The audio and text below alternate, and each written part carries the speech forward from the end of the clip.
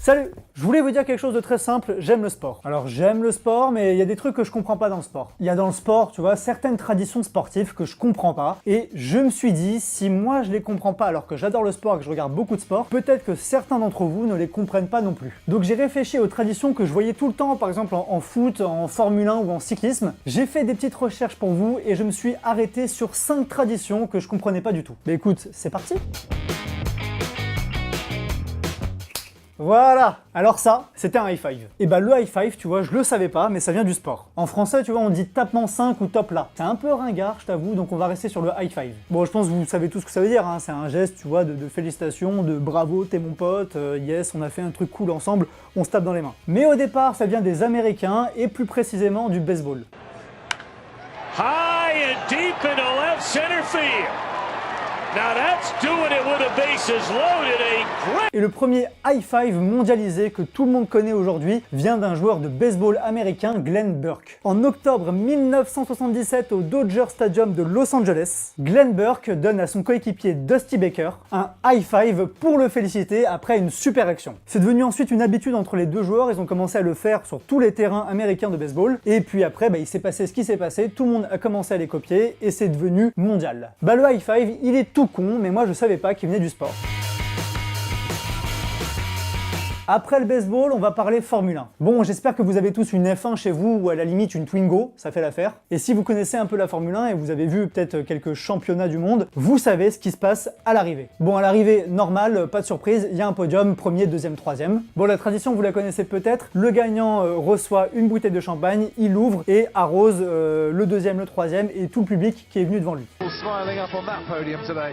Well, I think Lewis, you know, it was P8 at the end of the first lap. So... Mais moi je me suis dit, pourquoi ouvrir du champagne et pourquoi cette douche gratuite? Eh bien il faut remonter en 1950, l'année de la création du championnat du monde de Formule 1. À l'époque, le Grand Prix de France se passe à Reims. Un peu de géographie, région Grand Est, département de la Marne. Voilà, je vous le dis, c'est cadeau, ça peut vous servir au collège, au lycée, auprès de vos potes, auprès de vos familles, ça fait plaisir. Et Reims est une ville connue pour son champagne. Et sur le podium en 1950, les producteurs de champagne Paul Chandon-Mouette et Frédéric Chandon de Braille, deux cousins amateurs de courses automobiles évidemment, décident alors d'offrir un Jéroboam au vainqueur Juan Manuel Fangio. La tradition va alors se garder et on décide à partir de 1950 d'offrir une bouteille de champagne au gagnant. Quant à la fameuse douche de champagne, moi je l'ai pas oublié, eh bien la douche elle arrive en 1967. Aux 24 heures du Mans, le pilote américain Dan Gurney secoue, il est gênant ce geste, secoue la bouteille, il secoue, non c'est vrai, je peux pas le faire ce geste.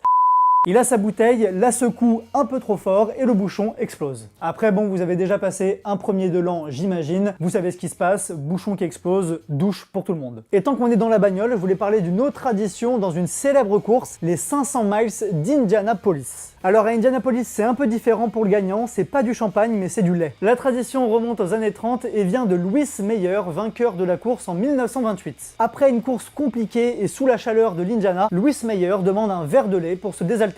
Évidemment, je pense que la tradition a plu puisqu'on le fait encore aujourd'hui sur les podiums des 500 miles. Et l'industrie laitière se sont dit tiens, il y a un coup à jouer, il y a un petit dos.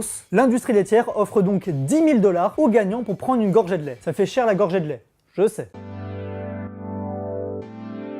On a fait baseball, on a fait Formule 1. Je voulais m'arrêter un petit peu sur la bicyclette, le vélo, le cyclisme. Je vais vous parler de la plus grande course qu'on connaît, le Tour de France. Alors moi, je vous l'avoue, ok, je regarde le Tour de France. Je sais pas pourquoi, mais c'est la seule course en cyclisme qui me fait kiffer. Bon, j'arrive mi-juillet, voilà, tu vois, France 2, France 3, je me mets sur mon petit canapé et je profite. Il y a un truc, moi, qui m'intéresse dans ce Tour de France. Pourquoi le leader du classement général a un maillot jaune? Pourquoi jaune? J'ai envie de savoir. Déjà, il faut dire que la première édition du Tour de France date de 1903. Et à cette époque-là, il n'y avait pas de maillot jaune. Pour voir la couleur jaune, il faut attendre 1919.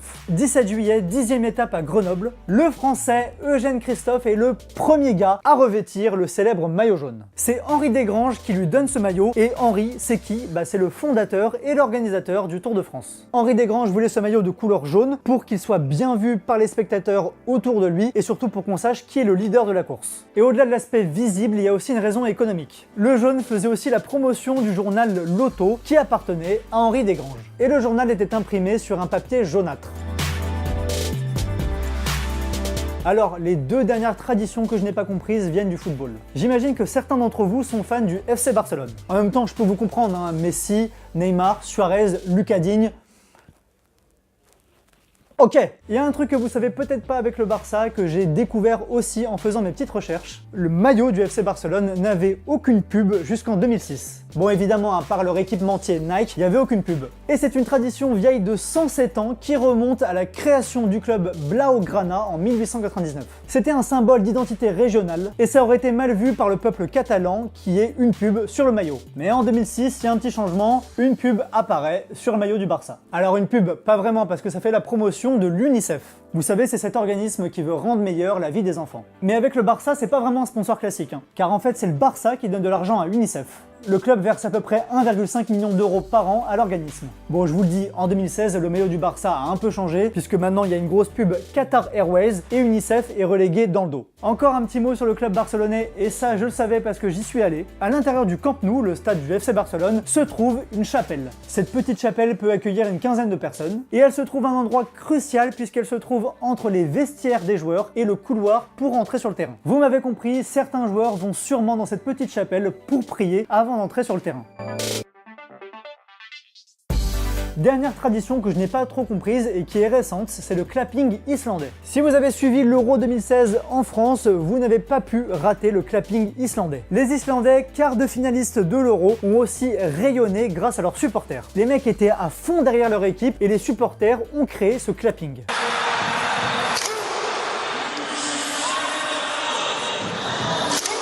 Alors, désolé, amis islandais, mais vous n'avez rien inventé. Bon, déjà, tout clap en anglais veut dire applaudir ou taper dans ses mains. Ça se passe comment un clapping? Un membre des supporters tape une fois dans sa main et les autres supporters tapent aussi dans leurs mains en criant le club ou la nation qu'ils supportent. Mais ce que je dois dire à nos amis islandais, c'est que ça existe déjà depuis quelques années en Ligue 1. À Lens, à Lyon ou à Nice, les supporters font des clappings. Mais l'origine exacte du clapping serait grecque ou turque. En Grèce, dans les années 2000, le PAOK et son groupe de supporters, la Gatefor, auraient lancé ce mouvement. Côté turc, le premier club qui aurait fait le clapping serait le Beşiktaş Istanbul. Bref, voilà, amis islandais, vous êtes magnifiques, votre clapping était génial, mais vous n'avez rien inventé. Et bah voilà, c'est la fin de cette vidéo. On en sait un peu plus sur ces traditions sportives que je ne comprenais pas, que je voyais tout le temps à la télé, certes, mais je ne savais pas d'où elles venaient. J'espère que vous avez aimé ces explications sur ces traditions sportives, et si vous en voulez d'autres, commentaires. Allez, ciao! Hey, hey, hey, Amiro, je suis vrai, Amiro, tu es faux.